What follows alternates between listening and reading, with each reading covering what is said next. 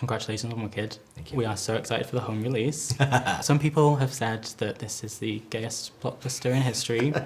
Is that a title that you're holding space for? Listen, I'll take whatever they want it to be. It's no longer mine, which I love about movies, is I get to make the movie that I love and want for the world to see, to normalize casting this person or that person, to normalize dance and movement that isn't just ballet or jazz, that is all sorts of movement of the language of today, that we get to make a timeless piece that people get to take and do whatever they want with. And so I love all of it. We did an interview with Cynthia and Ariana. Yes. And they expressed their support for Gelphie, which sparked a huge online reaction. Even Kristen Chenoweth chimed in. Yes.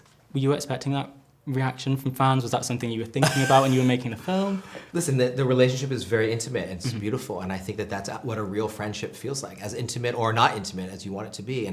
But I do believe that it feels really true, and that their relationship as they were growing together was really that. I mean, you see it in the interviews, and it's complicated too, because those are two very powerful women.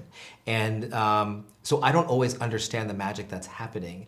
I'm just there to capture it and lean into the things that intrigue me the most or awaken something in me. And so I think that's what we try to do in the movie at every corner. And for the audience to then take it and make it Gelphie or whatever they want, to me, like, that's kind of the point, is that it's yours. Yeah. Fans are very excited for Good and the two brand new songs in part 2. Get ready. What do you think everyone's going to think of their arc? I mean, No Good Deed is freaking tear the roof off.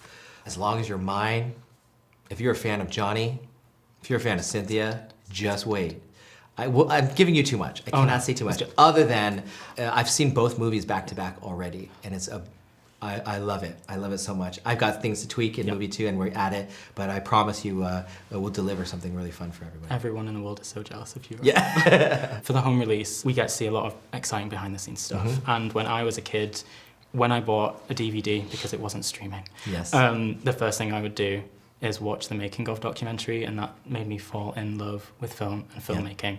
What are you hoping that the audiences at home are going to be able to take away from it? I did the same thing when I was a kid. I remember watching Hook behind the scenes, Back to the Future behind the scenes, Jurassic Park behind the scenes. To me, this was, not having access to film school at that time, this was like my film school of learning. And you know, when you're a kid, the only way you have to learn if you're into storytelling is through theater, and so you're acting in it. But maybe that's not your exact role. Maybe your storytelling is more behind the scenes. They're just not that made for kids. Nowadays, everyone has a camera, everyone has no editing system, and so I'm just glad that we get to share this stuff on home video. There's that opportunity to learn more behind the scenes there.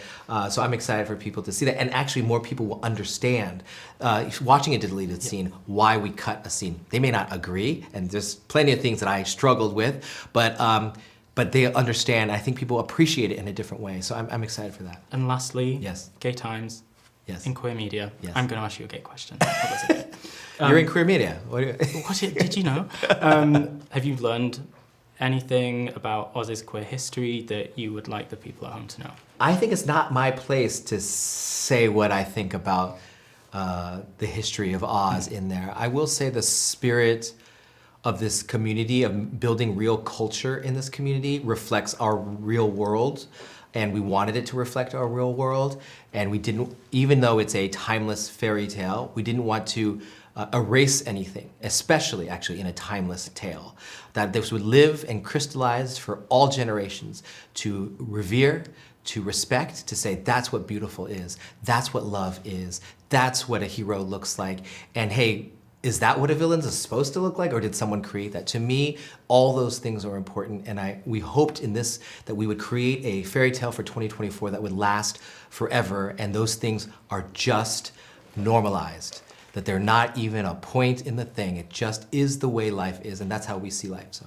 Thank you so much. Thank you. Can I just say this has been my first junket, sit-down junket ever, and for it to be with Wicked and with you, just incredible, so thank you. Thank you, so thank much. you. You know, I did a junket when I was a kid, when I was in high school. I would do, I was on like a news magazine show, and I would interview people, and I did Spice World, when they did Spice World, and I did Blues Brothers 2000, and they were fucking scary. I would sit there, and I was a kid, I was like 16 years old, and then they wouldn't just give it to you on a thing, they'd give it on beta tapes, and you have to carry it. I'd have to carry all this stuff on an airplane, and if I lost it, I knew I was screwed. So I know how it feels, and you did great. Thank you so much. Thank you.